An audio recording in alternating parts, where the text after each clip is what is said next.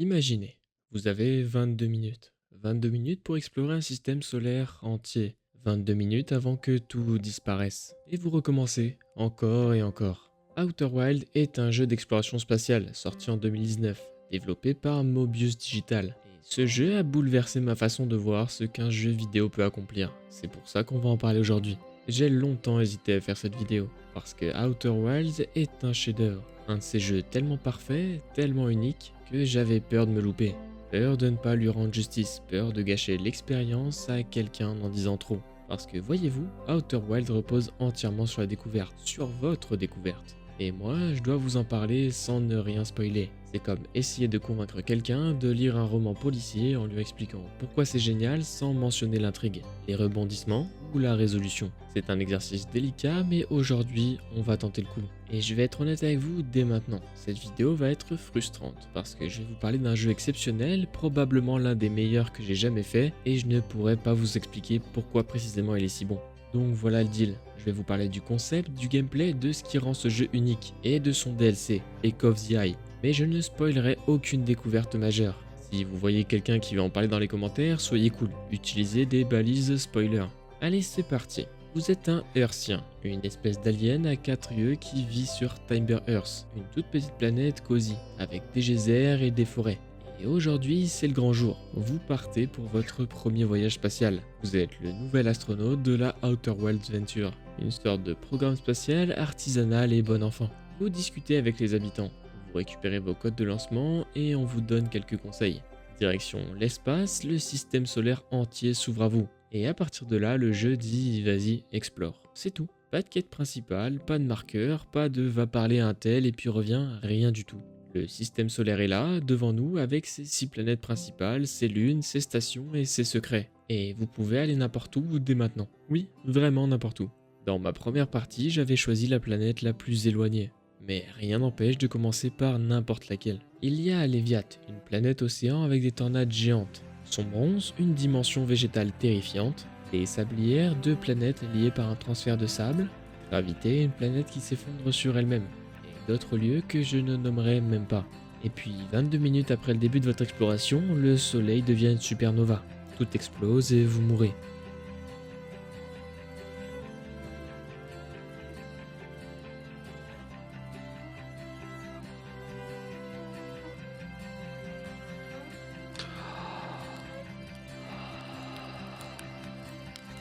Et vous vous réveillez. Au même endroit, au même moment. Comme si rien ne s'était passé. On peut même discuter avec un habitant qui est assis au coin du feu. Mais lui ne se souvient jamais qu'on soit parti dans l'espace. Mais nous on se souvient. Et c'est là tout le concept. Outer Wild est une boucle temporelle. Mais contrairement à un roguelite, vous ne devenez pas plus fort. Vous ne débloquez pas non plus de nouvelles capacités. Vous n'améliorez même pas votre vaisseau. La seule chose qui progresse, c'est vous. Enfin, plutôt vos connaissances, votre compréhension du système solaire et de ses mystères. Le seul outil de progression d'Outer Wild, c'est le journal de bord. Chaque fois que vous découvrez quelque chose, une information, un texte, un lieu, quoi que ce soit, ça s'enregistre. Et le jeu crée automatiquement des liens entre les informations. Tiens, ce texte mentionne cet endroit et cet endroit a un rapport avec ce phénomène. Mais le jeu ne vous dit jamais va là-bas maintenant. Il vous donne juste des fils à tirer. À vous de décider lequel vous intéresse. Outer Wild a introduit ce système pour éviter à tous les joueurs de sortir une feuille A4 devant son PC et de noter toutes les informations, même si ça peut aider.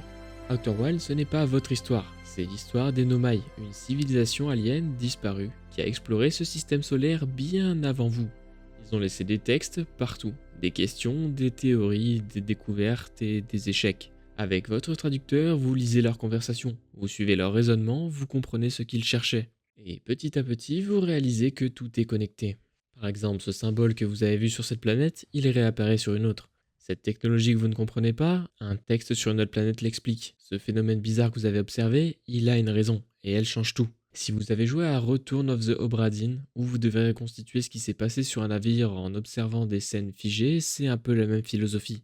Outer Wild vous met face à la constatation de ce qui est actuellement le cas, mais vous ne comprenez pas pour autant pourquoi c'est le cas. Récemment, j'ai pu jouer à Blueprints et la mécanique est sensiblement la même. Une boucle temporelle où on s'améliore au fur et à mesure. Mais ce qui rend vraiment Outer Wild unique, c'est qu'il pousse le concept encore plus loin. Le jeu n'est pas juste une série de puzzles, c'est un système solaire vivant, dynamique, où tout évolue en temps réel, avec ou sans vous. Les planètes ne sont pas des décors statiques, elles ont leur propre cycle, leur propre danger, leur propre logique. Et comprendre les logiques, c'est la clé. Pas la dextérité, pas les réflexes, juste la compréhension. Enfin, quand je dis pas la dextérité, j'ai quand même galéré à comprendre comment manipuler ce vaisseau les premières fois. Alors oui, il y a quelques moments qui demandent un peu de timing. Oui, vous allez vous cracher, et beaucoup. Surtout au début.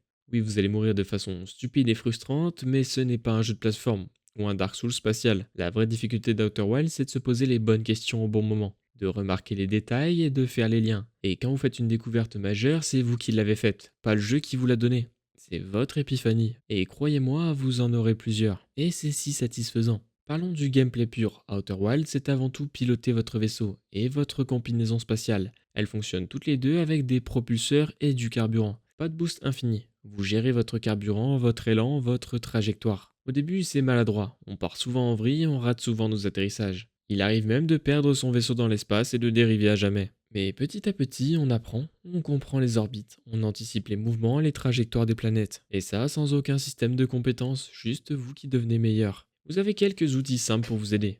Un détecteur de signal pour détecter des signaux audio et identifier des lieux ainsi que des distances. Une sonde qu'on peut lancer pour explorer à distance, activer des trucs et prendre des photos. Et comme j'ai déjà dit précédemment, un traducteur Nomai. C'est tout. Pas d'armes, pas de grappin magique, débloqué au level 15, pas d'inventaire, pas de crafting. Outer Wild n'est pas un jeu d'action, c'est un jeu de contemplation, d'émerveillement. De «Oh, regarde ça». Il y a des moments où vous allez juste vous poser, regarder le système solaire tourner et observer un phénomène cosmique. Et qu'est-ce que la musique est géniale. La musique composée par Andrew Pralov est une des meilleures OST du jeu vidéo, pour moi. Des morceaux qui évoquent la solitude, l'émerveillement, la mélancolie, l'aventure. Et qui deviennent des thèmes où vous reconnaîtrez instantanément.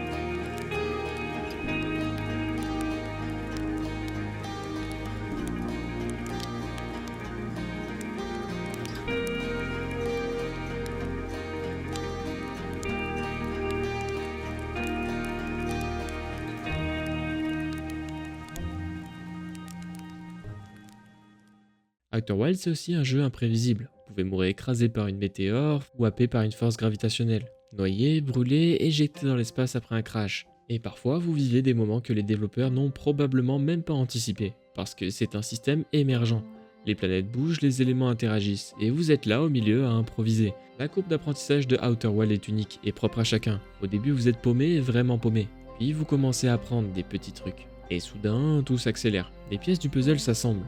Et ainsi, vous vous précipitez dans une direction, parce que vous venez de comprendre quelque chose. Et à la fin, vous savez, vous comprenez le système entier.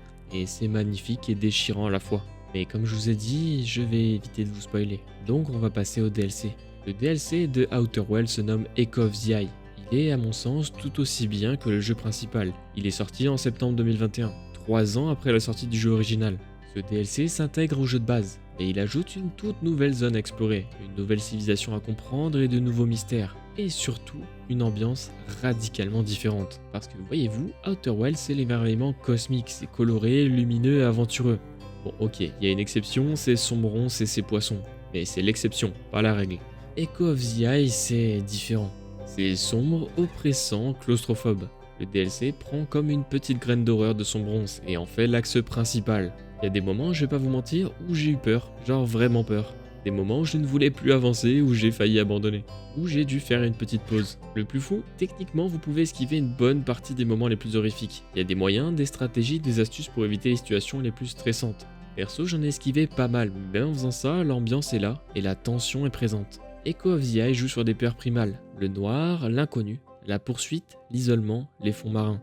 C'est un jeu d'horreur déguisé en DLC d'exploration spatiale.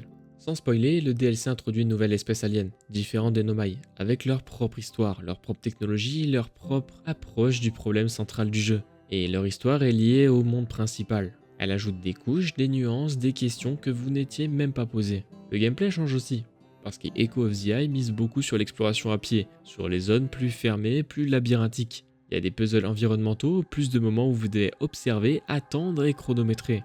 Et il y a, écoutez, je ne peux pas vous en dire plus, mais le DLC fait des trucs que le jeu de base ne faisait pas. Des trucs qui vont vous faire remettre en question certaines certitudes. Echo of the Eye est accessible dès que vous le voulez. Techniquement, vous pouvez y aller dès votre première boucle. Mais je vous conseille d'abord d'explorer le jeu de base à un bon moment, de vous familiariser avec les mécaniques, de comprendre qui sont les Nomai et quelle est leur histoire. Parce que le DLC c'est un mystère supplémentaire, complexe, qui s'incrémente au jeu. Et si vous êtes déjà paniqué par le jeu de base, rajoutez ça en plus, ça peut être trop. Comptez environ 8-12 heures pour Echo of the Eye selon votre approche, c'est costaud et c'est du vrai contenu. Et quand vous l'aurez fini, votre compréhension du jeu entier aura changé, promis. Pour moi, vous devriez jouer à Outer Wilds si vous aimez vous poser des questions et trouver des réponses par vous-même. Explorer pour le plaisir d'explorer, avoir une musique exceptionnelle et émotive, et si vous aimez la nostalgie. Outer Wilds fait partie de ces jeux qu'on ne peut vivre qu'une fois. Si vous aimez les jeux comme Tunic, The Obra Dinn ou encore Blueprints, je vous le conseille. Mais, et c'est important, ce jeu n'est pas pour tout le monde. Si vous avez besoin d'action constante, d'objectifs clairs et guidés et qu'on vous tienne la main, ça risque d'être difficile.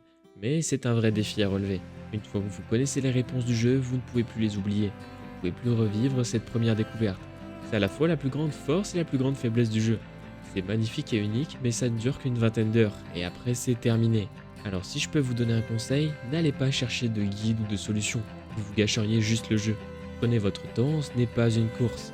Si vous êtes bloqué, explorez ailleurs, le jeu n'est jamais vraiment linéaire. Discutez avec les autres hertziens entre chaque boucle, ils ont des choses intéressantes à vous dire. Écoutez la musique, profitez des moments calmes, persévérez, les premières heures peuvent être déroutantes, mais ça en vaut le coup.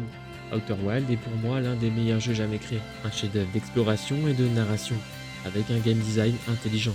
Un jeu qui vous fait sentir comme un explorateur, un détective, un scientifique qui vous fait dire « putain c'est beau et putain j'ai compris ». C'est un jeu qui prouve que le médium vidéoludique peut raconter des histoires que seul lui peut raconter. Des histoires interactives, personnelles, inoubliables. Pour moi, chacun a sa manière de voir Outer Wilds. Si vous l'avez déjà fait, dites-moi en commentaire, sans trop spoiler ou en prévenant, quelle a été votre première révélation majeure, quelle planète vous a le plus marqué et est-ce que vous avez fait le DLC. Et si vous ne l'avez pas encore fait, je ne vous ai pas trop spoilé, qu'est-ce que vous attendez? Le système solaire vous attend et vous n'avez que 22 minutes. Merci de m'avoir écouté, à bientôt et bon voyage.